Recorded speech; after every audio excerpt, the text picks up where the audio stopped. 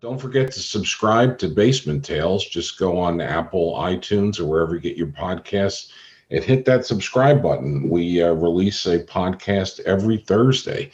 That way you'll be sure not to miss an episode.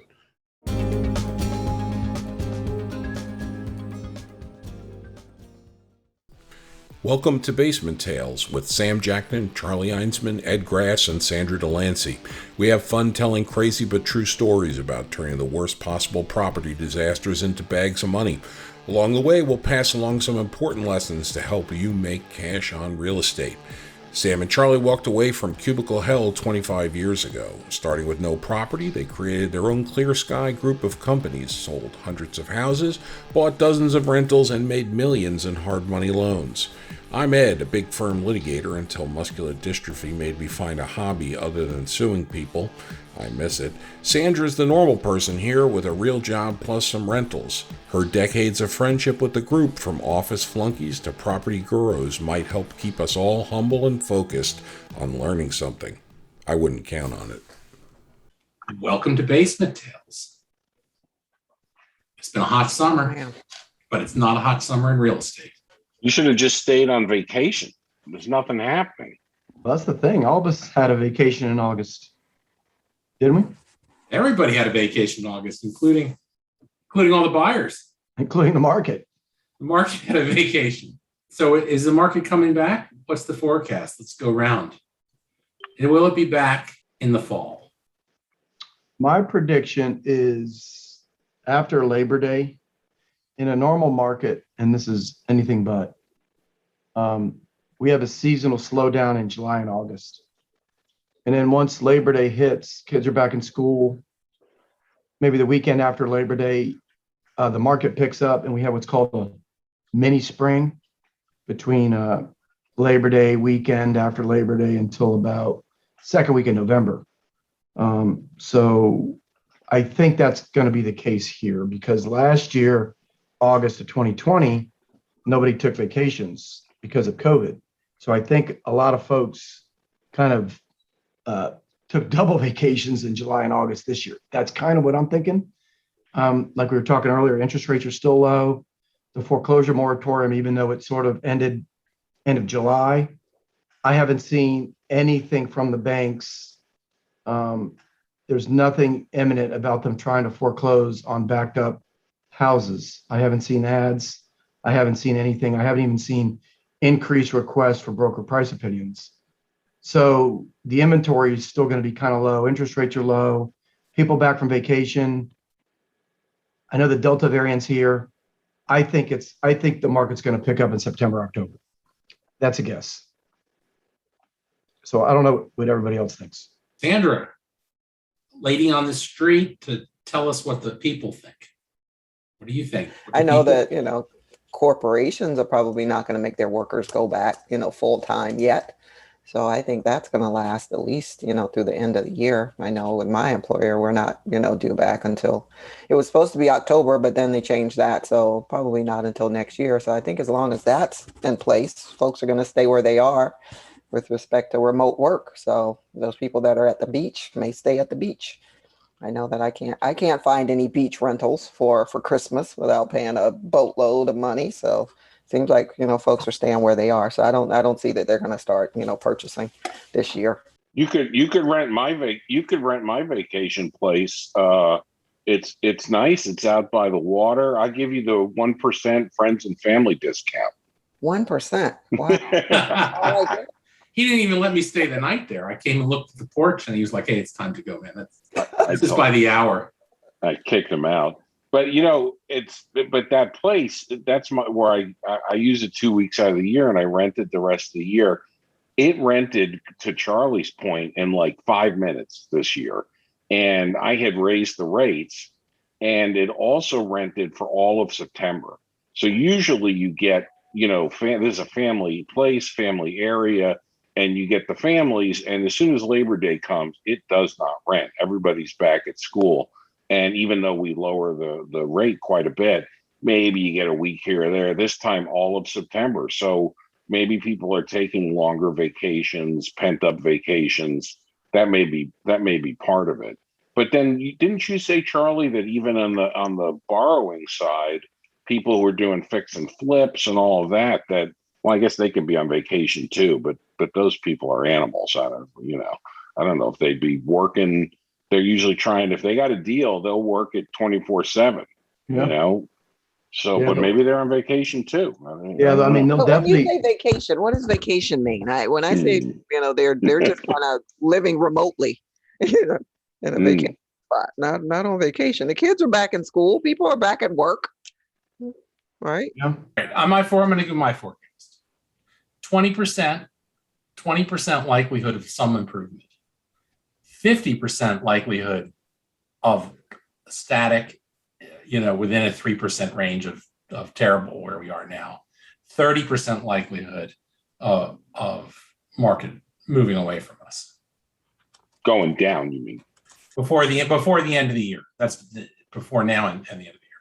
Well, no, it's funny because I'm looking, I received yet another absolutely terrible deal from a wholesaler in my email, because I get absolutely bombarded from deals from wholesalers in our area, which they have no idea what they're doing because they overestimate the after repair value, they underestimate the renovation budget. And so when you actually vet out the deal, there's no money there. And so I'm looking at a subdevelopment, and this happens to be in Fort DuPont Park in Washington, D.C. And it's got the absolute falling knife syndrome. It's got 4 active listings. It's got 4 listings that have closed, and it has 0 under contracts for this particular asset class. It's a semi-detached home. And so what does that mean, Sam, back in the REO days? That means a falling subdevelopment market. And the only way to sell a house is to price it 10% lower than the current lowest active listing.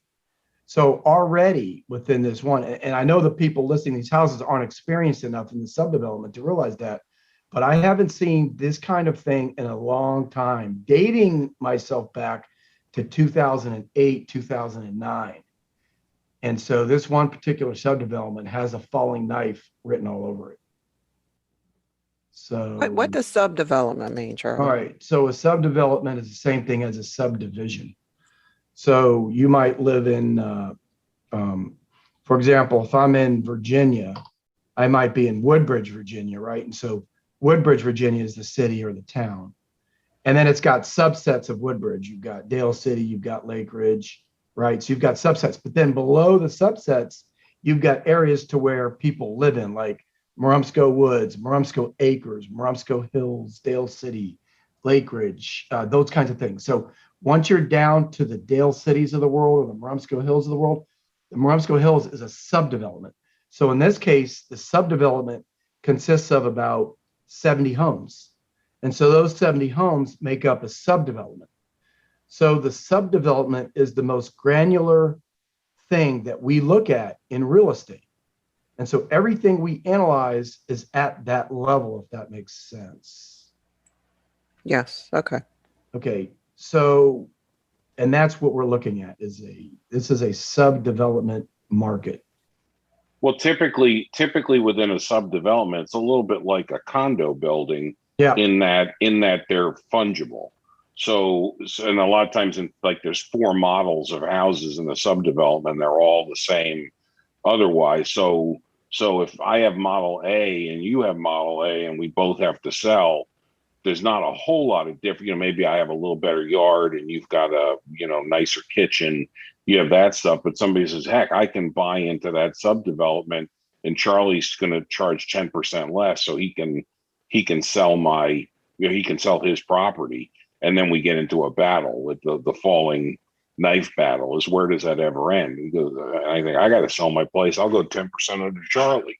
And then somebody else comes in and underbids all of us. And then meanwhile, the buyers are just sitting there thinking, well, I'm in no hurry because these prices are going down. And there's a bunch of, it's not like 3 months ago, you're like, oh man, if I don't buy now, I'm never going to get a house.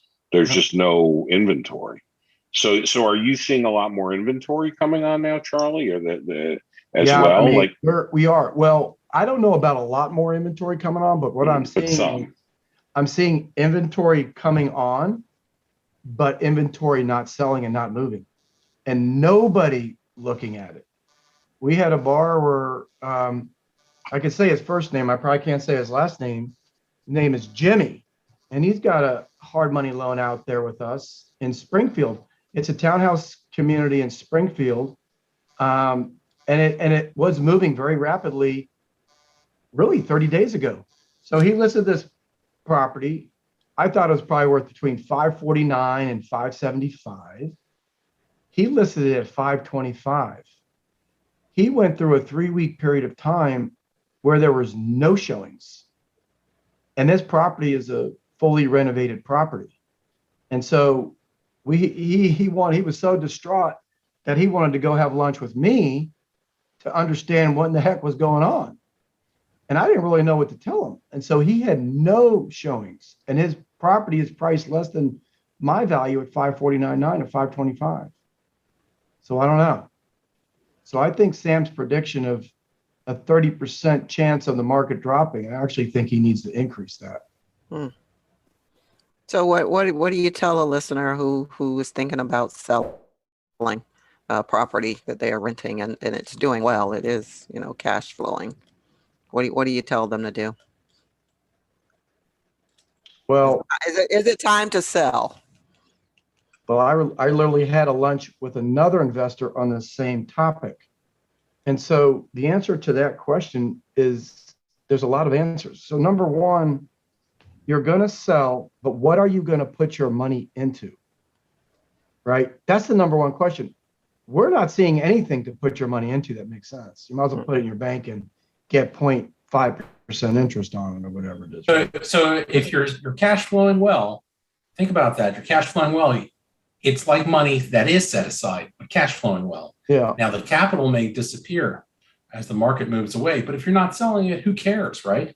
5 years from now, you still have good cash flow. That value will come back. I mean, the market will recess and then it'll come back in 5, 7 years. It's not going to stay away for more than 7 years. There's just too much demand for, especially for, entry rental housing and things like that. Right. It's going to be back. Right. It disappeared 50% in 08 and it's back at plus 08 numbers. So yeah. So if you have a 5 to and if you sell it, don't you need to, find a like kind, well, not only that, yeah, otherwise you're going to that, realize all these gains.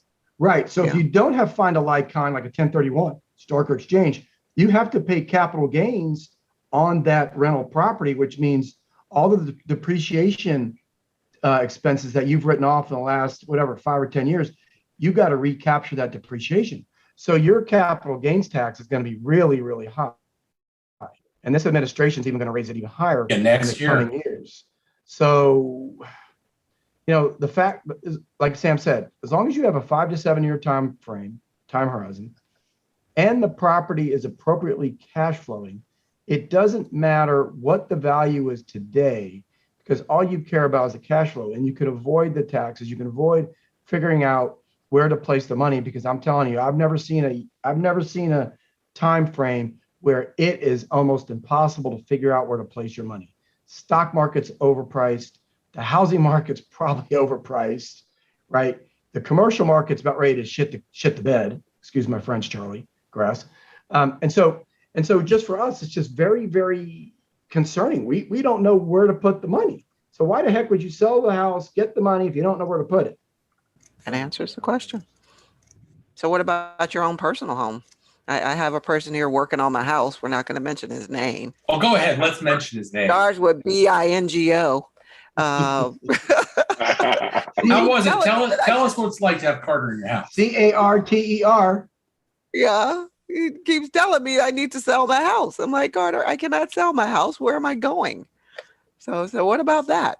Should I be selling my personal home? And it's not in the entry level market. So, I put it on the market and it's going to sit here. No, people do not sell your personal home. Where are you going to go? That's something to use. Nobody should sell their home because the market's high. Right.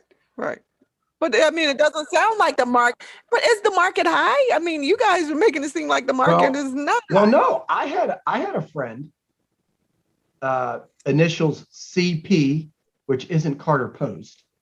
Another CP, literally had a house where all his value, all his net worth was in his primary residence, right? Because he was a hard money borrower from us a long time ago, and he ran into some issues. So I think that zapped up all of his other resources because he ran into some mold issues on houses and some higher renovation costs. And so frankly, he didn't make much money. Well, he sold his primary residence about 6 months ago, and he's literally living in a rental in Springfield, waiting for the market to take a dive so he can buy his personal residence back. Not the same one, but I mean, he's looking to buy a house when the market takes a dive. Now he's about, 5, 6, 7 years away from retirement, and he'll get some sort of pension or some sort of, whatever he's got going on. But so he actually did that, and he moved into a rental. So I don't know. Well, it's like the classic. It's the classic. Sell high and buy low, or that's what he's trying to just time the market. He's trying to time the real estate market, which I guess in that, like Sam was starting to say, it's the time horizon. Maybe it's an okay risk if you may be heading into more retirement type smaller housing anyway. Yeah. So, if you're off, well, I was going to sell anyway within 5 to 7 years. And I guess the other problem with the market is usually you'd be having, say, Sandra's situation, if you wanted to move up the line, right? I mean, how are you going to sell and move up the line? There's just no way to do that right now, I guess. I mean, without paying a lot of money to move up to that higher house, which is above people's ability to pay. So maybe that's what's generating some of the slowdown as well. You don't have that normal step up process. Right. Well, I mean, you could sell and relocate. That would be my only option if I'm selling to relocate. How's your renovation with Carter Post? Carter's gone. Today was his last day. Did you kill him if they've gone, or is he? I told him I was going to cut him off. He didn't like that. He didn't like the fact that I told him I would cut him off after today. He's like, "What do you mean you're going to cut me off?" I'm like, "That's it. No more communication, Carter." He didn't like that too much. You're going to ghost Carter him. Carter doesn't like to be ghosted. That's not a good move, because now that's why he's calling Sam 5 times a day. He misses you. He's going to call you. He told me he was going to call Sam, so I think he called you earlier today when I said that. He's like, Sandra, "I'm calling don't Sam be now. mean to Carter. I know I'm been a calling lot. Sam right now. I'm going to tell him." I know, because he's been yelling your name in your house, Sandra. He's so loud. It's so loud. Is that what he calls you, Sandra? Sandra. And I keep telling him that my name is Sandra. And he was like, "Why didn't you tell me that?" I'm like, "I told you that the last time." I told him And the last time, and the last time, and the last time. And the last time. But no, his work is great. His work is great. Very meticulous, other than him, talking about the house, like, how could you live in squalor? Other than that, his work is really good. No, I mean, that's the thing. His work is really good, but the meticulous part of it means more hours are spent on the meticulous side of the work, which means you're going to have a higher bill. Exactly. I said, "Give me this last bill, Carter, and then I don't want to hear from you again." I was like, "I don't want to cut you off." I said, "But I will." That's when he went crazy. That's when he went crazy. He lost his mind on the billing. Huh? Right. I said, "You're cut off. That's it." Yeah, Charlie and him shook it up one day up in Maryland. I won't forget that. That's funny. Oh, wow. But no, he's really good. I'm very impressed, very pleased with the work that he did. So that's it. My work with Carter is done for now, other than now he wants to come back and finish the other work that he didn't do. Yeah, same here. He wants to paint, do his trim. Right. Like the other areas of your home that, are just unlivable. Like, God, how can I live in this place, Carter? How can you live with that trim not painted again? How can I live with that crack in the drywall in that corner? How? Like, yeah, I know. And then I start talking about it. He's like, "Oh, it's not that bad. It's not." It's like, "It's terrible. It's horrible. This house is going to fall apart." He's like, "No, it's not that bad. Really, it's not." I'm like, okay. So he can talk about it. I just can't talk about it. So that's where I am with Carter. But no, Really enjoyed the 5 weeks that he was at my house. Let me guess. It was supposed to be 2.5 weeks. Maybe 3. Yeah. He's like, I can spend 3 weeks here. Then it became 5. Oh, yeah, it's always a double. It's always a double. Yeah. Uh-huh. Yeah. Yep. And I did get a contract, although he doesn't like contracts. Really? Oh, good. So, Of course he doesn't like contracts. well, Did you prepare the contract or did he? I made a whole list of items and he said no to a lot of them. And then he was like, you know what? I'm going to take your list and I'm going to put it on a contract and we're going to sign it.